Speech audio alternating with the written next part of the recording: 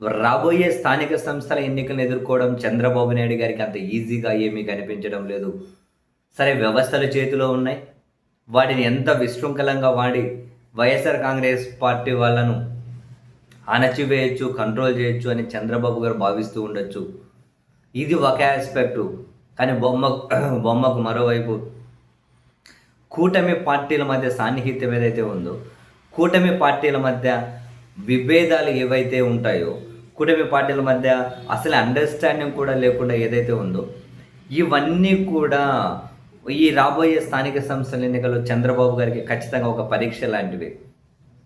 ఇప్పుడు లోకేష్ గారు 80:15:5 అంటే 80 తెలుగుదేశం, 15 జనసేన, 5 బీజేపీ అని ఏదో ఒక ప్రపోజల్ అని చెప్పి బయటకు తీసుకురాగానే మధ్యలో నాదెలా మనోహర్ గారు మన బలం ఉన్న దగ్గర పోటీ చేస్తాం, బలం లేని దగ్గర ఫ్లెక్సీలు కట్టినంత మాత్రం నాయకులైపోం, ఇటువంటి వ్యాఖ్యలు చేసిన తర్వాత జనసేనలోనే తీవ్ర స్థాయిలో వ్యతిరేకత కనిపించింది. దాన్ని ఆయన సరిదిద్దుకునే క్రమంలో 15% అంటే లేకుంటే 10% అంటే ఎట్లా కుదురుతుంది, ఊరుకోం. ఆ ఎమ్మెల్యే ఎన్నికలప్పుడైతే తప్పదు కాబట్టి వెనక్కి తగ్గాం. స్థానిక సంస్థల ఎన్నికల్లో కుదరదు, మాకు ప్రియారిటీ ఇవ్వాలి, మేము ఖచ్చితంగా చాలా చోట్ల పోటీ చేస్తాం, ఈ విధంగా చెప్పుకోవాల్సి వచ్చింది.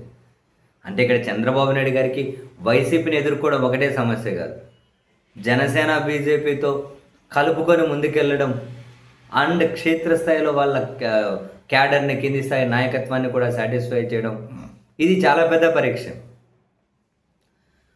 ఒకవేళ జనసేనకి ఎక్కువ సీట్లు అంటే వాళ్ళు ఆశించిన దానికంటే, టీడీపీ ఇద్దామనుకున్న దానికంటే ఎక్కువ ఇవ్వాల్సిన పరిస్థితి వస్తే, క్షేత్రస్థాయిలో తెలుగుదేశం పార్టీ తీవ్ర స్థాయిలో ఆ నాయకత్వం తిరుగుబాటు చేస్తుంది. తిరుగుబాటు చేయడం అంటే తీవ్ర వ్యతిరేకత వచ్చేస్తుంది, రెబల్స్గా పోటీ చేస్తారు.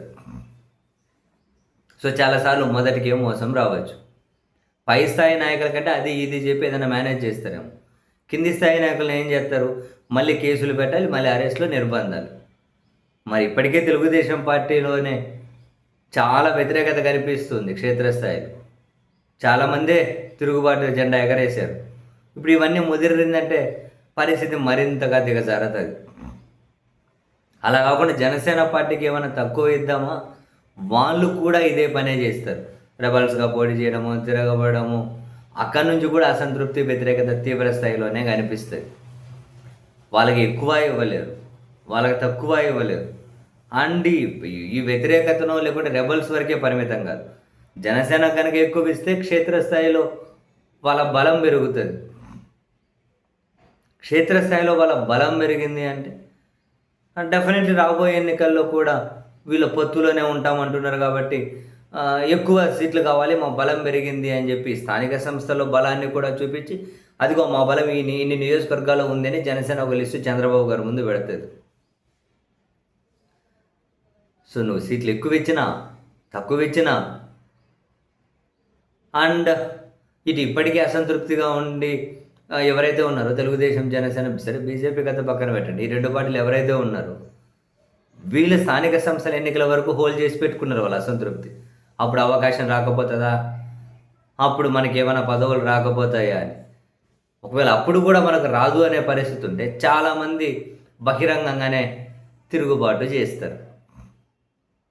సో వైసీపీని సిస్టాన్ని పోలీసులను ప్రయోగించి ఎదుర్కోవచ్చాము, కానీ తన పార్టీలో ఉన్న వాళ్ళని ఎదుర్కోవడం అంత ఈజీ కాదు. నిజంగా దీన్ని వాళ్ళు ఓవర్కమ్ చేసుకోవడం అంటే ఒక రకంగా ముళ్ళబాట లాంటిది. మరి చంద్రబాబు నాయుడు గారు అండ్ జనసేన పార్టీ వాళ్ళు ఏ విధంగా ఎలాంటి అండర్స్టాండింగ్తో ముందుకు వెళ్ళగలుగుతారు, పైన ఏ అండర్స్టాండింగ్ అని ఉన్నాయండి. స్థానిక సంస్థల ఎన్నికలంటే కింది స్థాయిలో అవి ఒక యుద్ధాన్నే తలపిస్తాయి. సో ఇప్పుడు నెక్స్ట్ ఏమున్నాయని చెప్పి అడ్జస్ట్ అయ్యి వెళ్ళిపోదాం అనుకుంటారు. టీడీపీ వాళ్ళైనా జనసేన వాళ్ళైనా నెక్స్ట్ తర్వాత ఇంకేం లేవు కదా, ఏదున్నా ఈ ఎన్నికలే కదా. ఈ ఎన్నికల అవకాశం రాకపోతే ఇంకేమీ రాదు మనకు. కాబట్టి వాళ్ళని ఏం బేర్ చేసే పరిస్థితి ఉండదు. క్షేత్రస్థాయిలో అంత ఈజీగా అయితే ఏమీ ఉండదు. సో ఖచ్చితంగా చంద్రబాబు నాయుడు గారికి జనసేన వాళ్ళకంటారా వాళ్ళదేముందిలే, మనం ఏం చేసినా వచ్చి ఒక రకమైనటువంటి 3-4-5% వాళ్ళది ఏదైతే ఒక ఓటు బ్యాంకు గుంపు ఉంటుందో అది మనం ఏం చేసినా వస్తారని చెప్పి వాళ్ళు భావిస్తూ ఉండొచ్చు. అయినా కూడా అంత ఈజీ కాదనుకోండి. మొత్తం మీద కూటమి పార్టీలకైతే చాలా పెద్ద కఠిన పరీక్షనే రాబోయే స్థానిక సంస్థల ఎన్నికలు. చూడాలి మరి. వైసీపీతో ఫైట్ కదా, వాళ్ళను వాళ్ళు ఫైట్ చేసుకోకుండా ఎట్లా కాపాడుకోగలుగుతారన్నది కీలకమైన ప్రశ్నే.